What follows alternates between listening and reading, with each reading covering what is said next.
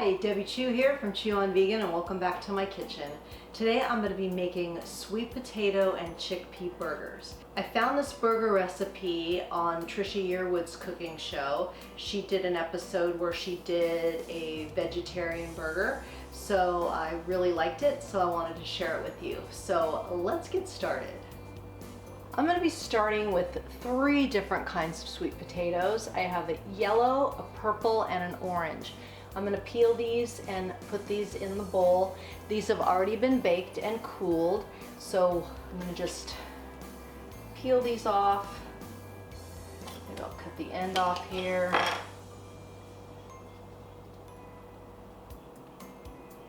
Now you can use any color sweet potato you would like. You just need 2 medium. These were a little bit smaller, so I just threw in the purple one just to have a little bit more of the sweet potato. Then we're going to add, well, actually, let's mash these up a little bit first.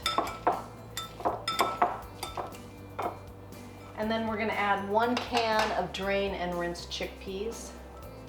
And we're just going to mash this up to make kind of a coarse little paste. Okay, once you have your chickpea mashed up, and you can see there's still some chunks in here. I mean, you don't want hummus, you just want a nice little mash. Now we're going to add in the rest of the ingredients. I've got 2 tablespoons of corn flour. You can use regular flour, whatever kind of flour you want. I have 1 cup of breadcrumbs. I'm using the Panko breadcrumbs. I've got some nutritional yeast, and I've got some spices. I've got some onion powder, salt, garlic powder, and then I'm adding in 3 tablespoons of aquafaba.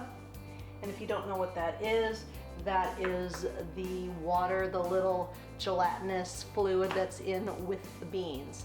So we're going to add these all together, stir it up.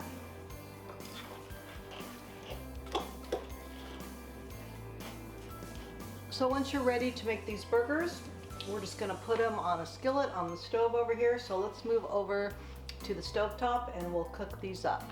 Okay, I have a nice hot skillet here. I'm just going to add my first burger here. And we're going to cook these about 5 minutes per side. And you should get about 6 burgers out of this recipe. And these freeze nicely, so make a bunch up and you'll have them in your freezer. Here's the finished product. I put it on a bed of lettuce with some guacamole, some bread and butter pickles, a little tomato, have a side of pasta salad, some red onion if I want to add to it. You can absolutely put this on a bun, but I don't eat a lot of bread, so I just like mine on lettuce wrap it, or just on a bed of lettuce. So let's give this one a taste. Such a pretty little plate, and it's so much fun to use different colors of the sweet potatoes, so just experiment and have fun. And let's give this one a taste.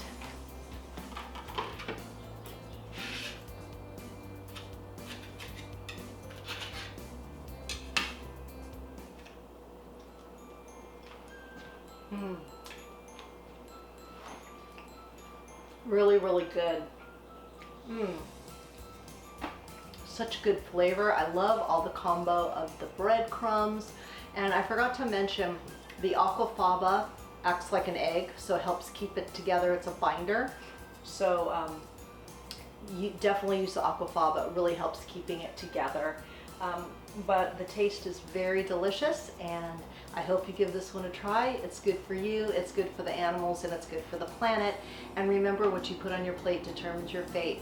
If you like this video, please give it a thumbs up and share it with your friends. And if you haven't already, please subscribe. Until next time, thank you.